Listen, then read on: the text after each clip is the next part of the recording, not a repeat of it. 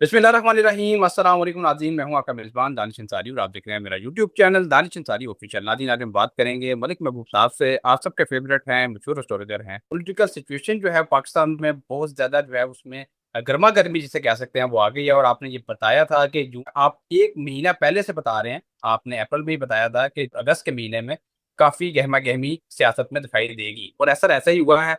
सुहेल अफरीदी साहब के खिलाफ उन एमएनएज़, उन एमपीएज़ ने एक फॉरवर्ड ब्लॉग बनाने की पूरी कोशिश कर रही है, बल्कि इकट्ठे हो गए हैं और वाज़ह तौर पे ये चीज़ें सामने आ चुकी हैं, जो चाहते हैं कि सुहेल अफरीदी साहब जो हैं खान साहब की रिहाई के लिए, क्योंकि वो पूरा ज़ोर लगा रहे हैं, कोशिश कर रहे हैं, एस्टेब्लिशमेंट के साथ नहीं बैठ रहे, तो वो चाहते हैं कि वो उन्हें उनकी कुर्सी से हटा दें। लेकिन दूसरी तरफ सुहेल अफरीदी साहब भी पूरी कोशिश कर रहे हैं कि इन एमएनएज़ और एमपीएस को मनाएँ। सर, क्या देख रहे हैं? आपने पहले ही बताया था कि सोहेल अफरीदी साहब में आपको इमरान खान साहब की झलक दिखाई देती है और कई पीटीआई के अंदर ही कई मुखालफिन हैं, चाहते हैं खान साहब जेल के अंदर ही बैठे रहें, बाहर ना आएँ।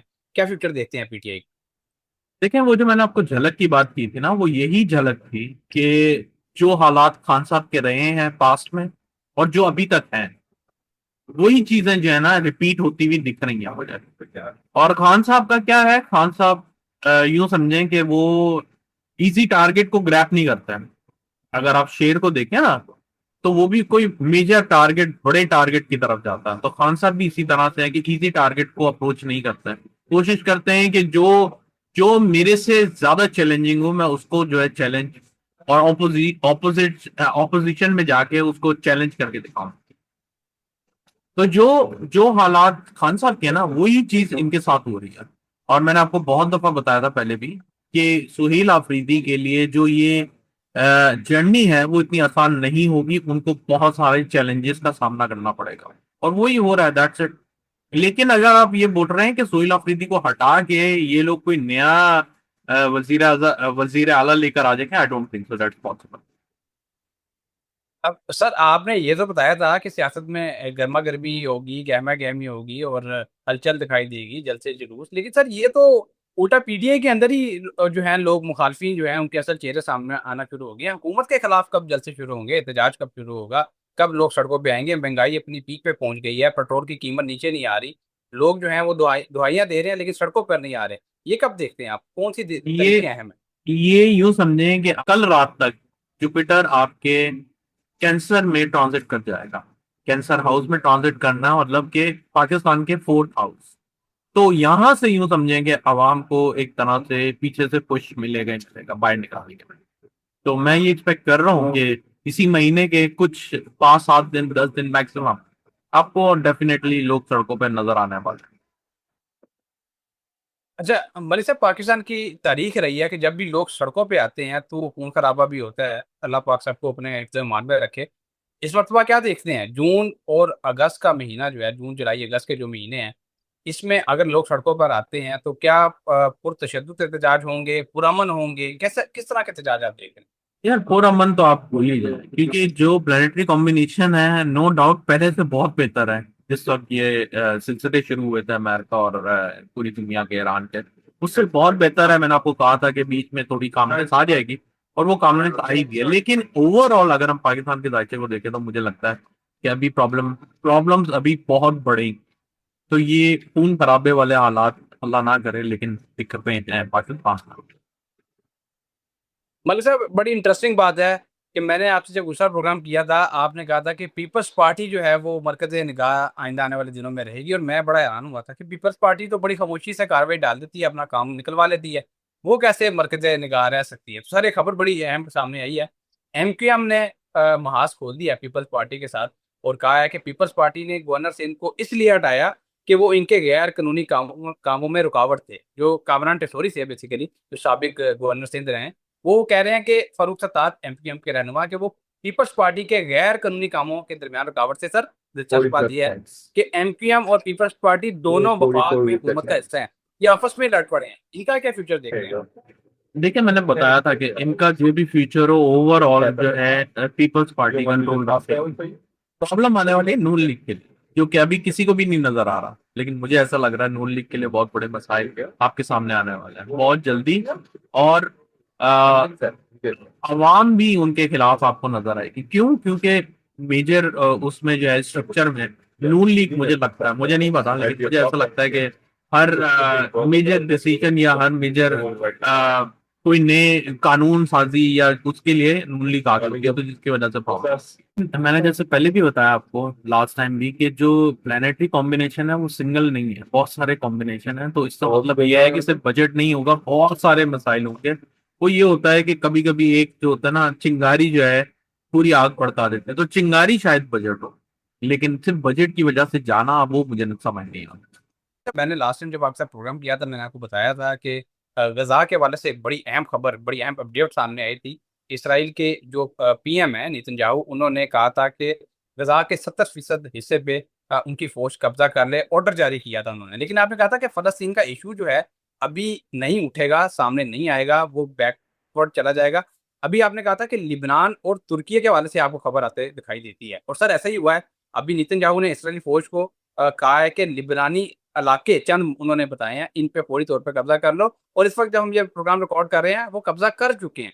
सर लिबनान के कहीं इलाके जो हैं कब्जे में आ चुके हैं, उसकी पटिशन दुरुस्त हुई है। क्या तुर्किया में भी सर इसी तरह की कोई कार्रवाई होगी? नहीं, उनके साथ इस तरह की कार्रवाई नहीं मुझे पॉसिबल लगती। मुझे उनके साथ जो है एक प्रॉपर महाज खुलता हुआ दिखता है, जो कि अभी नहीं, मैंने मुझे भी बताया है, अभी महाज का टाइम नहीं है। जो जो पिछले 1-2 महीने से, मतलब अप्रैल से ही है ऑलमोस्ट, ऐसा एक सीज फायर का सिलसिला बना है। और वो अभी आने आने में, चलते रहने में, अभी मुझे ऐसा लगता है कि कम से कम 4-5 महीने और लगेंगे। तो मोस्ट प्रोबेबली जो है सितंबर अक्टूबर के बाद पूरी दुनिया में फिर एक नई हलचल डेवलपमेंट होने वाली है। सर डोनाल्ड ट्रंप ने एक बड़ी खौफनाक बात की है। उन्होंने कहा है कि ईरान के साथ अगर हमारा मुआहदा ना हुआ तो हम ईरान को तबाह कर देंगे। और साथ में उन्होंने अपनी बात से यूटर्न भी लिया है। उन्होंने एक नया तब्दील शुदा सख्त तजावीज वाला मुसद्दा जो है वो ईरान को भेजा है। पहले उन्होंने एक मुसद्दा भेजा था, उन्होंने कहा था कि ईरान अगर ये हमारी टर्म्स मान ले तो हम इनके साथ मुआहदा कर लेंगे। अब उन्होंने यूटर्न लिया है, वो कह रहे हैं वो मुसद्दा हमने रिजेक्ट कर दिया है। अपना ही मुसद्दा जो भेजा था उसको रिजेक्ट कर दिया। अब एक नया मुसद्दा, एक नया ड्राफ्ट जो है वो भेज दिया है। सर इतनी कॉम्प्लिकेटेड सिचुएशन है, कभी डोनाल्ड ट्रंप कुछ कहते हैं, कभी कुछ कहते हैं। ऐसे में मुआहदा कैसे होगा? आप तो पहले से, मैं जानता हूँ आप पहले से कह रहे हैं कि मुआहदा नहीं होगा, अभी ये मुज़ाकरात मुज़ाकरात खेल रहे हैं, लेकिन ये सिचुएशन तो मजीद कॉम्प्लिकेटेड होती जा रही है। करने देना सर, वो चलती रहेगी। अभी अभी कुछ नहीं होगा, मैं आपको बता रहा हूँ ना, प्लानिटरी कॉम्बिनेशन अभी कुछ और दिखा रहे हैं। ये वो जो आप बोल रहे हैं मुज़ाकरात हो जाए, एग्रीमेंट हो जाए, मैंने आपको कहा है कि लीस्ट से लीस्ट अगर मुज़ाकरात हो जाते हैं तो भी वो किसी तरह से टूट जाएंगे, और फिर वही होना है जो सितारों में नजर आ रहा है। अल्लाह करे वो ना हो, लेकिन मुझे ऐसा ही दिखता है कि ये अभी जो है ना, डस्ट सेटल नहीं हुई है। ये मिट्टी उड़ रही है, तूफान में ही है, लेकिन एक तरह से जो क्रिटिकल सिचुएशन थी, जो हम फरवरी से अप्रैल तक देखते आ रहे हैं, वो ओवर हो चुकी है। इंटरेस्टिंग बात है कि बैक टू बैक आपकी काफी सारी प्रोडिक्शन दुरुस्त हुई हैं, और 3-4 दिन पहले ही मैंने आपको फोन किया था और आपने बताया था कि पानी में आपको एक मरतबा फिर कशीदगी दिखाई देती है। ऐसा खबर सामने आई है कि आबने हुर्मस में कशीदगी मजीद बढ़ गई है। अमेरिकी फोर्सेस ने ईरान जाने वाले बहरी जहाज पर मिसाइल हमले किए हैं, और 3 बहरी जहाज जो है वो कहा जा रहा है कि डूब के गर्क हो गए हैं, पानी में डूब गए हैं। सर इतना बड़ा अटैक तो ईरान ने भी नहीं किया कि अमेरिका के कोई 3-4 जहाज एक ही दिन में खोल दी। मजीद क्या क्या ईरान की तरफ से भी रिटेलिएट किया जाएगा और किसी दूसरे जहाज पे यूएई में, सऊदी अरब में, खुदा ना खासा अमेरिकी अड्डों को निशाना बनाया जाएगा? क्या देख? देखिए, ये अब जो है ना, जमीनी वॉर नजर नहीं आती। मैं आपको पहले भी बता चुका हूँ, पानी में जरूर नजर आता है। क्यों? क्योंकि जो एक पूरा एक ट्राइन था वो कंप्लीट हो गया जुपिटर का सैटर्न के साथ। और जितने भी मेजर प्लैनेट हैं वो सारे वाटरी साइन के एलिमेंट्स को एक्टिवेट करके बैठे हैं। तो जब भी वाटरी साइन एक्टिवेट होगा तो वो कुछ छोटा मोटा नहीं होगा। ये कोई नॉर्मल प्लैनेट, मतलब आम से प्लैनेट नहीं है, जैसे मार्स, मर्क्यूरी, मून, सन। वो एक रेगुलर प्लैनेट में आते हैं। जब मेजर आते हैं, जैसे सैटर्न आता है 2.5 साल के लिए किसी भी साइन के अंदर, और जुपिटर आता है 1 साल के लिए मिनिमम। तो ये जब आते हैं तो ये बहुत मेजर इम्पैक्ट लेकर आते हैं पूरी दुनिया पे, हर इंसान के ऊपर। तो मुझे ऐसे ही लग रहा है कि ये इस वक्त मेजर इम्पैक्ट लाते हुए आपको दिखाई दिए जाएंगे। ओके मरी साहब, अच्छा मरी साहब, मुझे एक बात, लास्ट बात समझा दें। और मैं जानना चाहता हूँ क्योंकि आप बड़े बावसूख तरीके से ये प्रोडिक्शन कर रहे हैं, बताते आ रहे हैं कि ईरान को कोई नुकसान आप दिखाई नहीं देता कि ईरान को कोई नुकसान होगा। सर जी। 5000 इनकलाब ने ईरानी फजाई हदूद में दाखिल होने वाला एक अमरीकी ड्रोन जो है वो मार गिराया है। और एक और खबर सामने आई है कि ईरान ने जेर जमीन मिसाइल अड्डों को दोबारा बहाल कर दिया है। सर ईरान तो दोबारा अपने आप को अपने पाँवों पे खड़ा कर रहा है, ईरान के चार्ट में ऐसी क्या चीज आपने देखी है जो आपने ये बताया है कि ईरान को अब कोई नुकसान नहीं होगा, और बाकी ऐसा हो भी रहा है? वो ये है कि कैंसर असेंडेंट में जुपिटर ऊंच मतलब सबसे ज्यादा एक्सॉल्टेड पॉइंट में आता है, और उसको बोलते हैं, उसको शर फासिल है।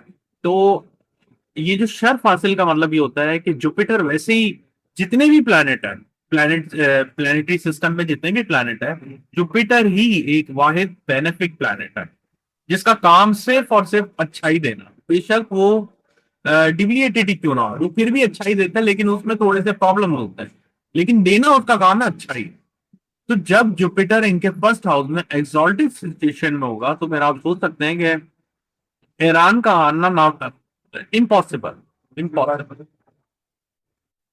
ओके, बहुत शुक्रिया मनी साहब, आपने वक्त निकाला। नाज़रीन, आपका भी शुक्रिया, वक्त निकालते हैं फीडबैक देने के लिए और कमेंट्स करते हैं। आपका फीडबैक बड़ा इंपॉर्टेंट है हमारे लिए। अपने सवालात भी लाजमन पूछा करें, आपके सवालात प्रोग्राम में ऐड करते हैं इंशाल्लाह। नेक्स्ट प्रोग्राम में ऐसे ही दिलचस्प टॉपिक है दोबारा पेश होंगे। अगली वीडियो तक के लिए मुझे और मलिक महबूब साहब को इजाज़त दीजिए। अल्लाह हाफ़िज़।